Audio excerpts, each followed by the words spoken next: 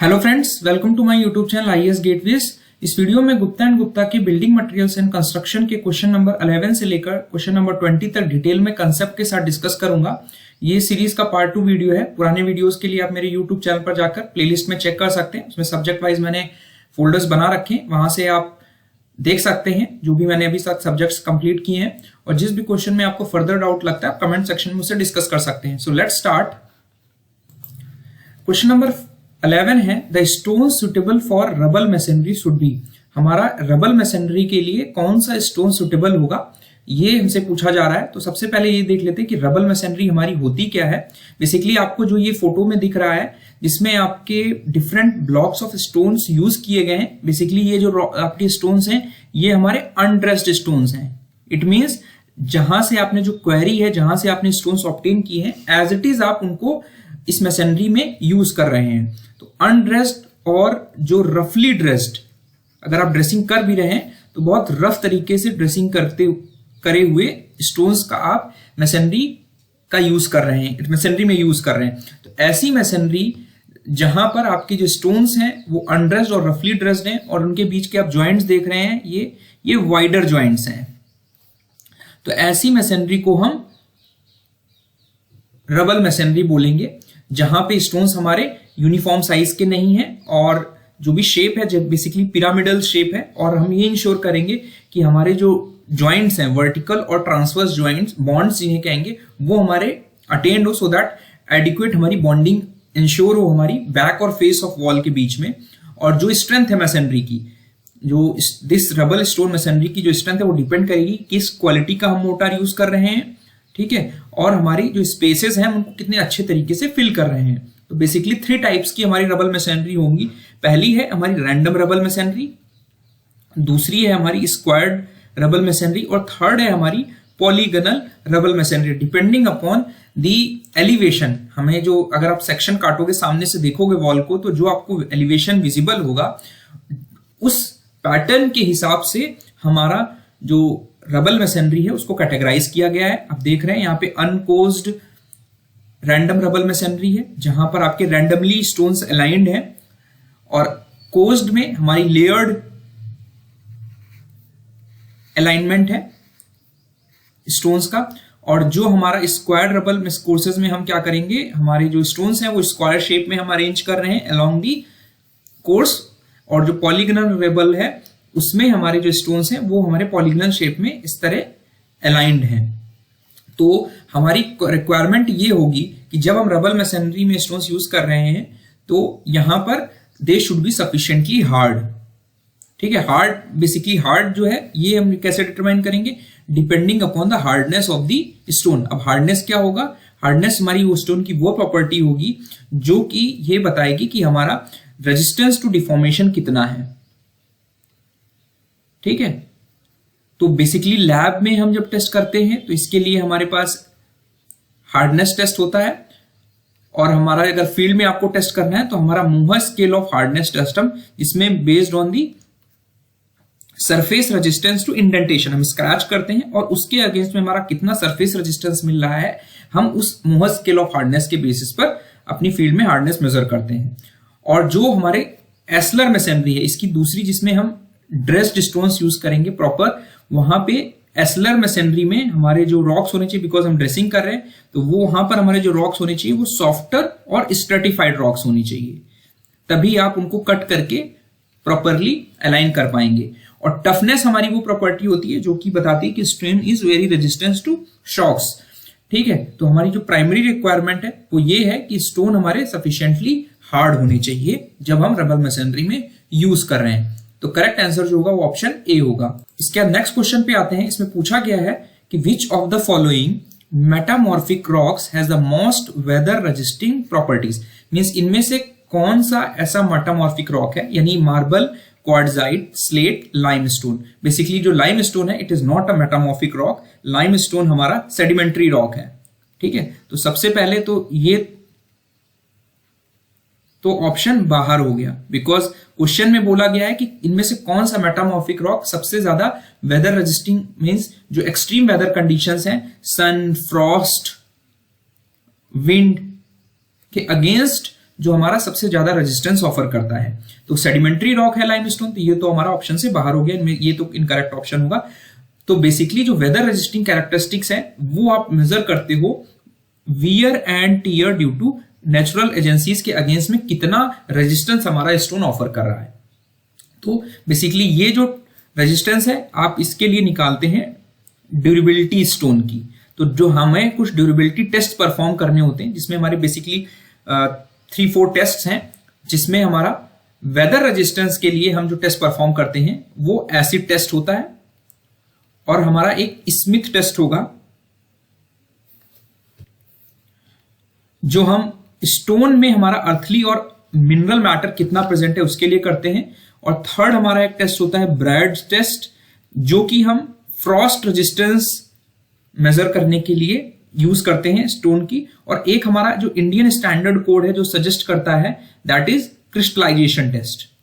तो यहां पर अभी मैं वेदर रेजिस्टेंस की बात कर रहा हूं, तो प्राइमरली जो टेस्ट यूज किया जाता है वो हमारा एसिड टेस्ट होता है, ठीक है, जिसमें हम resistance to wear and tear measure करते हैं, और ऐसे बिल्डिंग स्टोन्स जहां पे वियरिंग रेजिस्टेंस हमारा 3% से कम है, ठीक है, वो हमारे स्टोन सेटिस्फैक्टरी माने जाते हैं। अगर 3% से ज्यादा हमारा वियर एंड टीयर हो रहा है स्टोन में, तो they are not treated as satisfactory, ठीक है। तो अब आते हैं कि हम एसिड टेस्ट परफॉर्म कैसे करेंगे, कि it confirms the power of stone to withstand the atmospheric condition. तो हमें क्या करना है, 100 ग्राम स्टोन चिप्स लेना है, और उसमें उसको रखना किसमें 5% H2SO4 या हाइड्रोक्लोरिक एसिड के सॉल्यूशन में 3 डेज के लिए, ठीक है। उसके बाद उनको हम ड्राई करेंगे,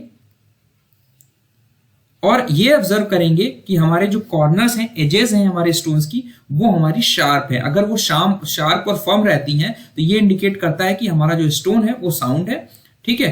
and this test is used to test the cementing material of sandstone, ठीक है। अब हमने यहाँ पे जितने भी स्टोन है, बेसिकली मार्बल, स्लेट, हमारे दोनों मेटामॉर्फिक रॉक हैं, इनकी यहाँ प्रॉपर्टीज समराइज की हुई हैं, जो कि हम फर्दर अभी डिस्कस करेंगे एट रेलेवेंट क्वेश्चंस, ठीक है। अब आते हैं, यहां पर पूछा गया था कि मोस्ट वेदर रेजिस्टिंग प्रॉपर्टीज हमारे उस रॉक की होगी जो कि हमारा सबसे ज्यादा ड्यूरेबल होगा रॉक, और उसके लिए जो हम टेस्ट परफॉर्म करेंगे, एसिड टेस्ट हो गया या क्रिस्टलाइजेशन टेस्ट हो गया, उसके बेसिस पर हम ये देखते हैं कि हमारा जो रॉक मोस्ट ड्यूरेबल रॉक है वो हमारा है quartzite, out of these 3 metamorphic rocks. यहां पर अगर हम देखें कि वो रॉक्स जो हमारे बेसिकली सिलिका बेस्ड रॉक्स हैं, जिसमें हमारा जो सिलिका है वो प्राइमरी कॉन्स्टिट्यूएंट्स हैं, वो रॉक्स हमारे हार्ड और ड्यूरेबल होते हैं, जिसमें हमारा granite, basalt, trap, quartzite, gneiss and syenite. तो आप हमेशा ध्यान रखेंगे सिलीसियस रॉक्स अगर जब हम बात करते हैं, तो सिलीसियस रॉक्स जितने भी हैं, बिकॉज उनमें जो प्राइमरी कॉन्स्टेंट है सिलिका है, ठीक है, सैंड है, तो ये रॉक्स हमारे बेसिकली हार्ड और ड्यूरेबल होंगे, which will offer resistance to the weathering agencies, ठीक है। तो ग्रेनाइट, बसाल्ट, ट्रैप और क्वार्ट्जाइट आपको ध्यान रखना है कि इनकी जो ड्यूरेबिलिटी होगी as compare to other rocks, because जो कैल्सेरियस रॉक है लाइमस्टोन, ये it is prone to decay, ठीक है। यहां पर लिखा भी हुआ है मैंने, limestone is affected by frost and atmosphere, और इसकी कंप्रेसिव स्ट्रेंथ भी कम होती है, टफर होता है, रेजिस्टेंस टू शॉक्स का अच्छा होगा, बट ये सॉफ्ट रॉक होता है। इसी वजह से हम इसे फ्लोरिंग, पेविंग या रूफिंग और लाइम और सीमेंट के मैन्युफैक्चरिंग में यूज करते हैं। स्पेसिफिक ग्रेविटी इसकी 2 से 2.75 के बीच में वेरी करती है। जो अर्जिलिसियस रॉक्स हैं वो हमारे हार्ड एंड ब्रिटल होंगे, जिसमें स्लेट एंड लेटराइट आते हैं। सैटेलाइट स्लेट भी हमारा जो है मेटामॉर्फिक रॉक है, ठीक है, हार्ड होगा, बट इसमें जो ब्रिटलनेस होगी इसकी ज्यादा होगी। तो यहां पर जो करेक्ट आंसर होगा, बिकॉज सिलिका बेस्ड रॉक जो है वो हमारा क्वार्ट्जाइट है, तो करेक्ट मोस्ट अप्रोप्रिएट आंसर जो होगा वो ऑप्शन बी होगा। इसका नेक्स्ट क्वेश्चन है, पूछा गया है कि हमारा कि good building stone should not absorb water more than. अभी मैंने आपको बताया कि जिन स्टोन्स की जो वियर एंड टीयर है वो लेस देन 3% होगा, वो हमारे गुड बिल्डिंग स्टोन होंगे। उसी तरह वाटर एब्जॉर्प्शन के क्राइटेरिया पर के बेसिस पर हमारा जो गुड बिल्डिंग स्टोन होगा वो हमारा पानी 5% ऑफ इट्स ओरिजिनल वेट हमारा एब्जॉर्ब नहीं करना चाहिए। And this property is indicated by the porosity of the stone, कि हमारा जितना ज्यादा पोरस होगा स्टोन उतना ज्यादा हमारी वाटर एब्जॉर्प्शन कैपेसिटी होगी। तो हम मोर वाटर एब्जॉर्प्शन ये इंडिकेट करता है कि हमारी पोरेसिटी जो है स्टोन की वो ज्यादा है। हम निकालते कैसे हैं, हम 50 ग्राम स्टोन लेंगे, उसको 105 डिग्री सेल्सियस पर 3 डेज के लिए हीट करके कूल करेंगे, तो हमारा बेसिकली ये जो वेट आएगा W1, ये हमारा ड्राई वेट होगा। अब क्या करेंगे, इस सैंपल को हम पानी में 3 डेज के लिए इमर्ज करके छोड़ देंगे और उसके बाद इसको बाहर निकालेंगे और उसका वेट वेट डिटरमाइन करेंगे, तो हमारा W आएगा वेट सैंपल का। तो W2 minus W1 by W1 into 100 will be the percentage water absorption. And अगर ये परसेंटेज एब्जॉर्प्शन लेस देन 5% है तो वो बिल्डिंग स्टोन हमारा गुड बिल्डिंग स्टोन की कैटेगरी में आएगा। तो based on 24 hour water absorption of stones by volume, हमने डिफरेंट स्टोन्स पर जो टेस्ट परफॉर्म किए, तो हमारा जो वाटर एब्जॉर्प्शन जनरली मिलता है, सबसे कम जो वाटर एब्जॉर्प्शन मिलता है वो हमारे ग्नीज, स्लेट और ग्रेनाइट। ग्नीज और स्लेट हमारे दोनों मेटामॉर्फिक रॉक्स हैं और ग्रेनाइट हमारा इग्नियस रॉक है। ठीक है, तो ग्रेनाइट का वाटर एब्जॉर्प्शन जो है वो हमारा जनरली 1% से ज्यादा नहीं आता है। ग्नीज और स्लेट का भी वाटर एब्जॉर्प्शन लेस देन 1% होता है। अगर हाईएस्ट वाटर एब्जॉर्प्शन के टर्म्स में देखें तो सैंडस्टोन, लाइमस्टोन और हमारा जो सेल है, सैंडस्टोन, लाइमस्टोन हमारे दोनों सेडिमेंट्री रॉक हो गए। इनका जो वाटर एब्जॉर्प्शन है वो हमारा 10% तक जाता है। ठीक है, तो ये कुछ इंपॉर्टेंट चीजें हैं बेस्ड ऑन वाटर एब्जॉर्प्शन, ये आपको याद रखना है। और based on toughness means resistance to shocks के बेसिस पर हमारा जो रॉक का क्लासिफिकेशन किया गया है कि अगर हमारा टफनेस इंडेक्स 13 से कम है तो रॉक हमारा नॉट टफ की कैटेगरी में आएगा। 13 से लेकर 19 तक अगर हमारा टफनेस इंडेक्स आ रहा है तो हमारा मॉडरेटली टफ रॉक होगा। अगर ग्रेटर देन 19 हो रहा है तो it is will be categorised as highly tough rock. तो ये चीजें हैं कुछ इंपॉर्टेंट चीजें जो आपको ध्यान रखनी है। सो करेक्ट ऑप्शन जो होगा ऑप्शन ए होगा। नेक्स्ट क्वेश्चन है हमारा कि which of the following rocks has more fire resisting characteristics. तो जो फायर रेजिस्टिंग कैरेक्टरिस्टिक्स है, जनरली स्टोन जो है वो हमारा बैड कंडक्टर ऑफ हीट होता है and non combustible building material होता है। अगर इसको हम हीट की तरफ एक्सपोज करते हैं तो बेसिकली स्टोन अगर हम हीट करके ठंडा करते हैं तो बेसिकली वो डिसइंटीग्रेट हो जाता है स्मॉल पीसेज में। तो जो फायर रेजिस्टिंग प्रॉपर्टीज हैं किसी भी स्टोन की, वो हमारी इनवर्सली प्रोपोर्शनल टू उसका थर्मल कोफिशिएंट जो है, means coefficient of thermal expansion, उसके इनवर्सली प्रोपोर्शनल होगी। बिकॉज थर्मल कोफिशिएंट जितना ज्यादा होगा उतना ज्यादा वो एक्सपैंड इन कॉन्ट्रैक्ट करेगा अंडर रिएक्शन टू हीट।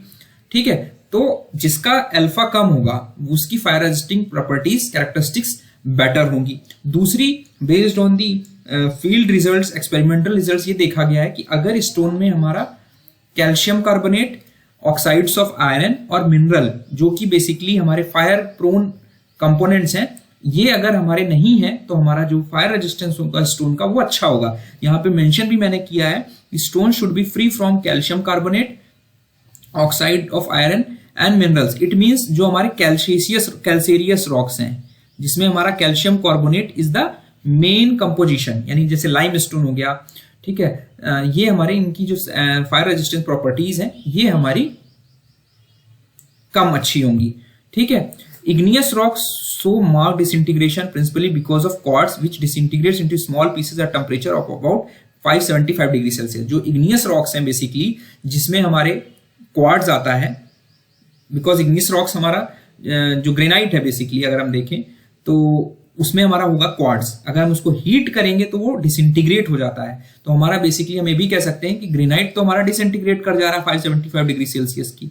ठीक है, तो इस वजह से जो ग्रेनाइट है इसकी फायर रेजिस्टिंग प्रॉपर्टीज अच्छी नहीं होती हैं। ध्यान रखना है कि ग्रेनाइट की फायर रेजिस्टेंस प्रॉपर्टीज बहुत अच्छी नहीं होती बिकॉज जो क्वार्ट्ज मिनरल प्रेजेंट होता है बेसिकली सिलिकॉन डाइऑक्साइड, वो हमारा 575 डिग्री सेल्सियस पर डिसइंटीग्रेट कर जाता है। लाइमस्टोन कुछ ज्यादा टेम्परेचर रजिस्ट कर लेता है बट 800 डिग्री सेल्सियस पर वो भी डिसइंटीग्रेट हो जाता है। तो बेस्ड ऑन एक्सपेरिमेंटल रिजल्ट्स यहाँ पर जो लाइमस्टोन है, मार्बल है, इनका जो रेंज ऑफ कोफिशिएंट्स है यानी 20 इंटू 10 की पावर -6, 16 इंटू 10 की पावर -6 तक हो सकता है। तो इनका वैल्यूज ज्यादा होने की वजह से हमारा जो फायर रेजिस्टिंग प्रॉपर्टीज हैं लाइमस्टोन की, मार्बल की, ये हमारी बेसिकली कम होती हैं। अब यहां पर एक ऑप्शन दिया है कॉम्पैक्ट सैंडस्टोन। सैंडस्टोन की आप देख रहे हैं 5 से 12, लेकिन जैसे ही इसको कॉम्पैक्ट सैंडस्टोन होगा इसकी जो अल्फा की वैल्यू है ये हमारी सैंडस्टोन की जो थर्मल कोफिशिएंट की वैल्यू है वो हमारी ग्रेनाइट की वैल्यू से कम हो जाएगी अगर उसे हम कॉम्पैक्टेड कंडीशन में लेंगे। ठीक है, तो हमारा जो कॉम्पैक्टेड सैंडस्टोन है इसकी जो फायर रेजिस्टिंग प्रॉपर्टीज होंगी सबसे ज्यादा होंगी। ठीक है, अगर हम इसको थर्मल कोएफिशिएंट के टर्म्स में देखें, एंड ये based on the experimental results यहाँ पे चीजें मैंने समराइज की हुई हैं। ठीक है, और प्रिंसिपल कांस्टेंट जो यहाँ पे लाइम होगा, लाइमस्टोन, मार्बल, डोलोमाइट, ये जो कैल्सीरियस रॉक्स होंगे ये हमें they have poor fire resisting properties. ठीक है,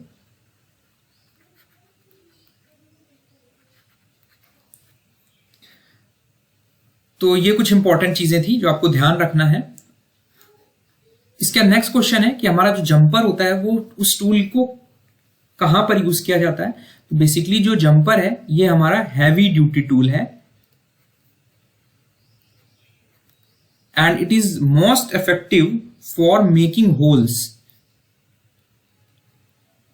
ठीक है, अब होल्स बनाने की आपको कौन से प्रोसेस में जरूरत पड़ेगी, हमारी क्वेरिंग प्रोसेस में। क्वेरिंग बेसिकली हमारा वो ऑपरेशन है जिस प्रोसेस के थ्रू हम नेचुरल स्टोन ऑब्टेन करते हैं किसी भी क्वेरी। और क्वेरी क्या होती है, जहां पे नेचुरल रॉक सोर्स से जहां से हम स्टोन को निकाल रहे हैं वो हमारी क्वेरी हो गई, और उस प्रोसेस को हम क्वेरिंग ऑफ स्टोन्स बोलते हैं। यहाँ पे मैंने दिखाया हुआ है कि क्वेरिंग इज बीन डन, और ये जो आपका टूल पड़ा हुआ है ये हमारा जंपर टूल है। अगर हम यहाँ पे क्वेरिंग के लिए जो टूल्स यूज किए जाते हैं यहाँ पर मैंने डायग्राम में दिखाए हुए हैं, वेज हो गया, पिन हो गया, हैमर हो गया, डिपर हो गया, स्क्रैपिंग स्पून हो गया, टैंपिंग बार हो गया, प्राइमिंग नीडल हो गया, जंपर हो गया, बोरर हो गया, क्लेइंग आयरन हो गया, क्रो बार हो गया। तो ये स्टोन्स आपको याद रखने हैं, इनके फिगर्स इंडिविजुअली मैंने दिखा रखे हैं। तो आई ऑप्शन जो है jumper, this is the jumper tool. यहाँ पे जो हमारी नाइफ एज है this is used for making hole. इस पे करके हम यहां से ऊपर से हैमर से इंपैक्ट देते हैं जिससे हमारा रॉक में होल होगा and we can manually quarry the rock. ठीक है, तो ये कुछ इंपॉर्टेंट चीजें हैं जो आपको ध्यान रखना है। और जो हमारा ड्रेसिंग वाला पार्ट है, स्टोन ड्रेसिंग, बेसिकली क्या करेंगे, जो भी हमारा रफ स्टोन आपको मिला क्वेरी करने के बाद उसको प्रॉपरली डिजायर्ड शेप में लाने के लिए हम ड्रेसिंग करते हैं। So dressing is the art of cutting the stones to a shape required for use in structure, जिस शेप में स्ट्रक्चर में यूज करना है उसको। तो जो कटिंग और ड्रेसिंग के लिए हमारे टूल्स यूज किए जा सकते हैं उसमें चिजल्स हैं, मैश हैमर्स हैं, डिफरेंट टाइप्स ऑफ हैमर्स दिए हुए हैं, mason hammer, scrabbling hammer, mallet, fair hammer, spalling hammer. तो ये हमारे कटिंग एंड ड्रेसिंग स्टोन्स के लिए यूज किए जाते हैं। तो यहाँ पे जो most appropriate and correct answer होगा वो ऑप्शन बी होगा। इसका नेक्स्ट क्वेश्चन है the important test to be conducted on stone used in docks and harbours. तो कौन सा ऐसा टेस्ट हमें परफॉर्म करना होता है स्टोन्स पर जो जब हम स्टोन को डॉक्स एंड हार्बर्स में यूज कर रहे हैं। तो बेसिकली जो स्टोन्स हमारे डॉक्स एंड हार्बर्स में यूज किए जाते हैं वो हमारे हैवी इंजीनियरिंग वर्क्स की कैटेगरी में आते हैं। अब ये हैवी इंजीनियरिंग वर्क्स क्या है, जहां पर हमारा जो प्राइमरली रिक्वायरमेंट है वो हमारी स्ट्रेंथ एंड ड्यूरेबिलिटी है, जहां पर हमें एडिक्वेट स्ट्रेंथ और एक्सट्रीम कंडीशंस में स्ट्रक्चर सिचुएटेड होने की वजह से हाईली ड्यूरेबल रॉक होना चाहिए, हाईली ड्यूरेबल स्टोन होना चाहिए। तो strength and durability, heavy, strong, durable and capable of resisting the extreme weather conditions. ऐसे वर्क्स में जब हम स्टोन्स को यूज करते हैं तो वो स्टोन्स हमारे कहलाते हैं हैवी इंजीनियर वर्क्स स्टोन्स। ठीक है, तो अब स्ट्रेंथ एंड ड्यूरेबिलिटी चेक करने के लिए, because dock and harbour basically sea में, ये आप देख रहे हैं कि ये स्टोन्स हमने सीज में यूज किया है। तो जिन एक्सट्रीम कंडीशंस में आप स्टोन को यूज करने वाले हैं उसके अगेंस्ट आपको टेस्ट परफॉर्म करने होंगे। तो बेसिकली ड्यूरेबिलिटी के लिए मैंने आपको बताया था कि हम 4 टेस्ट यूज करते हैं, Smith test, Brard test, acid test. लेकिन हमारा जो ब्यूरो ऑफ इंडियन स्टैंडर्ड है IES-1126 वो सजेस्ट करता है कि आपको जो ड्यूरेबिलिटी टेस्ट परफॉर्म करना है वो आपका होगा क्रिस्टलाइजेशन टेस्ट। और इस क्रिस्टलाइजेशन टेस्ट को हम वेट टेस्ट भी कह सकते हैं। अब वेट टेस्ट क्यों कहते हैं, तो इसके बेसिकली आप प्रोसीजर पे जाएंगे, ये टेस्ट परफॉर्म कैसे किया जाता है। तो बेसिकली आपको क्या करना होगा, एक स्टोन लेना होगा जिसकी जो डायमेंशंस होंगी वो हमारी 50 mm होंगी, और इसको हम ड्राई करेंगे 24 आवर्स तक। ठीक है, ड्राई करने के बाद इसका जो वेट आएगा इस सैंपल का वो W1 ले लेंगे। उसके बाद जो स्पेसिमेंस आपने किए इसको हम क्या करेंगे, सस्पेंड कर देंगे। किसमें सस्पेंड करके रखेंगे, यानी इसको एक सॉल्यूशन में सस्पेंड करके रखेंगे और वो सॉल्यूशन क्या होगा, 14% कंसंट्रेशन का सोडियम सल्फेट सॉल्यूशन, इसकी डेंसिटी 1.055 kg पर मीटर क्यूब होगी। और इस सस्पेंशन को हम इंश्योर करेंगे कि 16 से 18 घंटे तक ये हो। इसके बाद क्या करेंगे, ये टेम्परेचर यहां पर कितना होना चाहिए, 20 से 30 डिग्री सेल्सियस। इसके बाद हम इसको बाहर निकालेंगे इतने टाइम के बाद और इसको एयर में रखेंगे 4 आवर्स के लिए ड्राई करने के बाद। यानी 16 से 18 घंटा आपने सॉल्यूशन में सस्पेंड करके रखा, उसके बाद 4 घंटे के लिए आपने एयर में आपने इसको ड्राई कर लिया।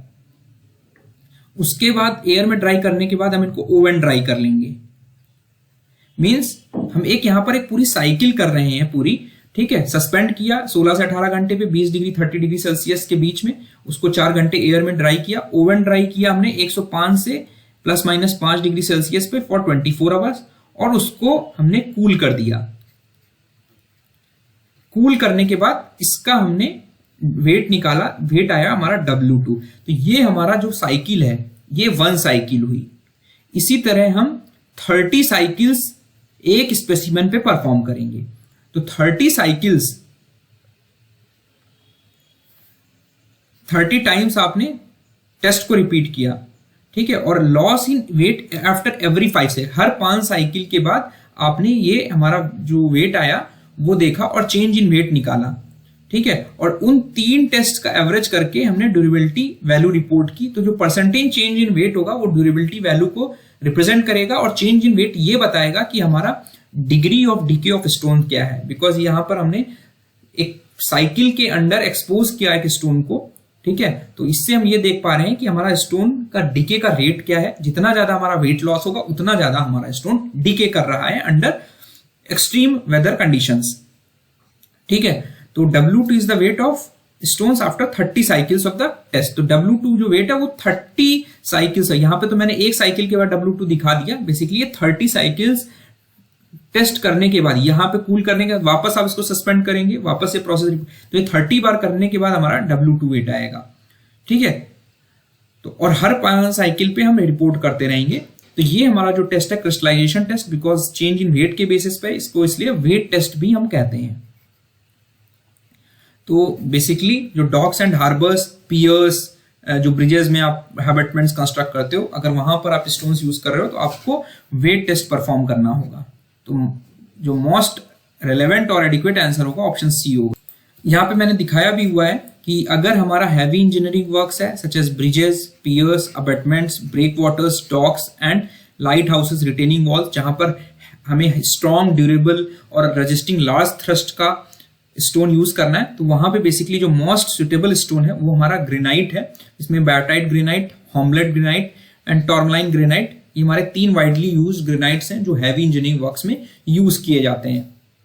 उसका नेक्स्ट क्वेश्चन पे आते हैं कि हमारा प्रीडोमिनेंट कॉन्स्टिट्यूएंट क्या है जो कि ग्रेनाइट में स्ट्रेंथ के लिए रिस्पॉन्सिबल है। तो बेसिकली जो ग्रेनाइट है हमारा इग्नियस रॉक है and it is made of 3 major minerals. जो हमारा मिनरल्स हैं वो हमारा क्वार्ट्ज है जिससे रॉक बना हुआ है। दूसरा इंपॉर्टेंट मिनरल है हमारा एल्कली फेल्सपर और तीसरा हमारा है प्लैगियो क्लेस। ये 3 मिनरल से हमारा जो ग्रेनाइट का कोर्स ग्रेन्ड स्ट्रक्चर है उसमें ये 3 हमारे मेजर मिनरल्स प्रेजेंट होते हैं। और जो ग्रेनाइट की कैरेक्टरिस्टिक्स हैं वो मैंने समराइज की कि स्पेसिफिक ग्रेविटी हमारी 2.63 2.7 होगी, वाटर एब्जॉर्प्शन लेस देन 1% होगा जो मैंने आपसे ऊपर डिस्कस किया था। कंप्रेसिव स्ट्रेंथ हमारी अच्छी होती है, 77 से लेके 130 न्यूटन पर मीटर mm² होगी। डिफिकल्ट टू वर्क विथ, ये एक इंपॉर्टेंट क्राइटेरिया है जिसकी वजह से हम इसको नॉर्मल बिल्डिंग पर्पसेस में यूज नहीं कर सकते, क्योंकि नॉर्मल जो कटर्स, स्टोन कटर्स होते हैं वो इसको नहीं काट पाते because it is very very hard to cut, ठीक है। तो fine grained variety takes high polish, ठीक है। और जो कलर है वो कलर डिपेंड करता है कि हमारा जो फेल्सपर का कलर है वो कितना है। तो फेल्सपर जो है वो कलर ऑफ ग्रेनाइट डिसाइड करता है, ठीक है। ये मींस यहां पे आप देख रहे हैं इस ग्रेनाइट का कलर अलग है, इस ग्रेनाइट का कलर अलग है। तो यहां पर जो फेल्सपर का कलर है, जो मिनरल का कलर है, वही कलर हमारा ग्रेनाइट का कलर इंपार्ट कर रहा है। तो colour is responsible from feldspar. और जो माइका है उसका इसमें अभी मेजर जो कंपोजिशन है उसमें इंपॉर्टेंट रोल प्ले करता है।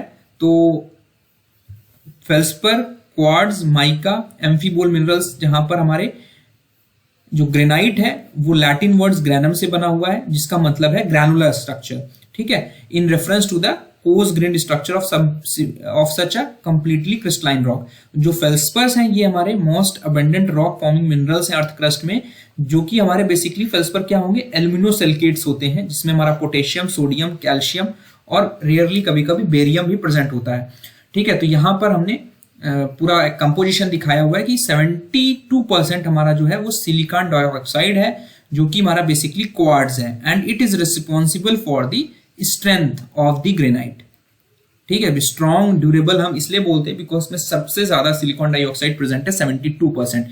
एल्यूमिना K2 ये हमारे बेसिकली फेल्सपर, एल्कलीन फेल्सपर को इंडिकेट कर रहे हैं, ये एल्कलीज है हमारी, ठीक है। तो ये कुछ इंपॉर्टेंट चीजें थी जो आपको ध्यान रखना है। तो स्ट्रेंथ से गवर्नड है हमारा जो क्वार्ट्ज है, which is silicon dioxide mineral, 72% present है हमारा ग्रेनाइट में, and it is most suitable for important engineering work such as bridge abutments, piers, dams, sea walls and lighthouses, जहां पर हमारा लार्ज लेटरल थ्रस्ट रिक्वायरमेंट हो, highly durable rock की जरूरत हो, ठीक है।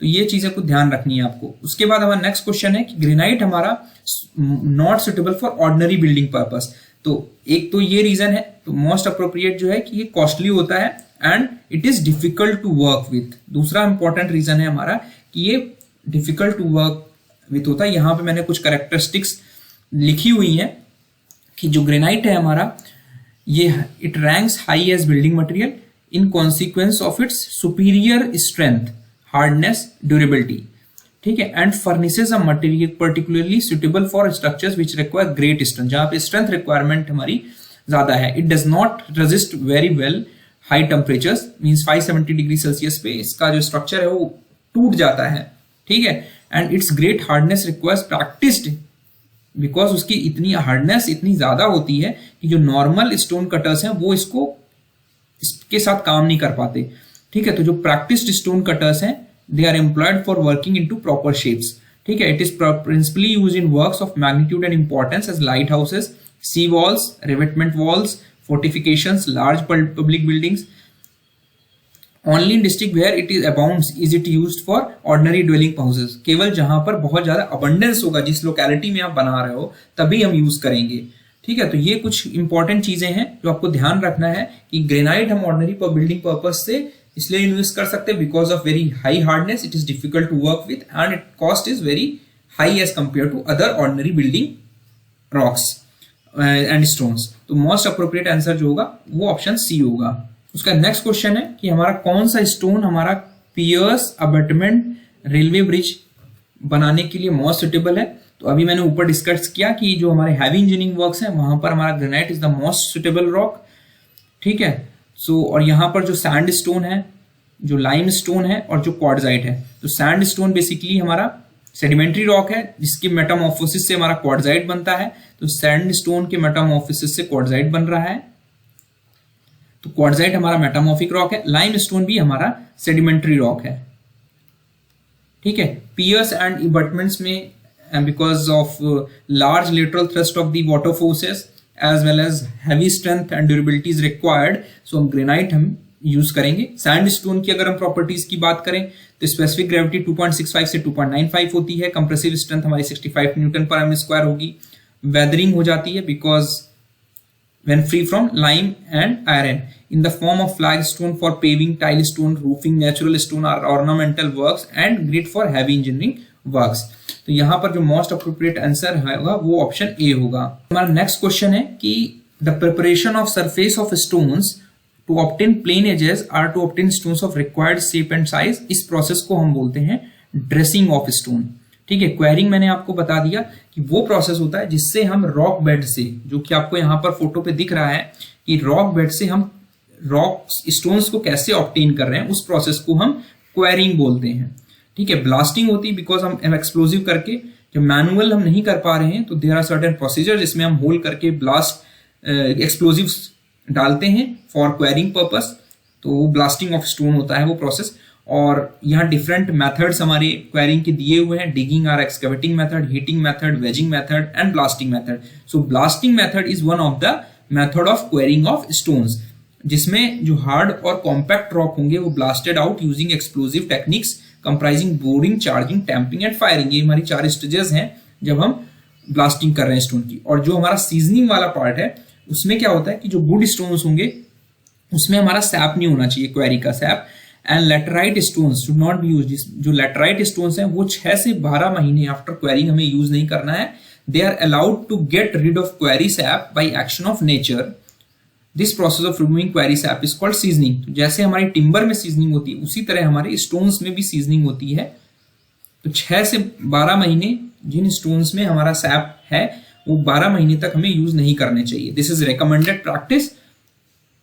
ठीक है, तो हमारा जो करेक्ट आंसर होगा इस क्वेश्चन का ऑप्शन डी होगा। आई होप मेरा वीडियो आपको पसंद आया होगा। इस तरह की वीडियोस फर्दर मैं बनाता रहूंगा। Thank you and all the best.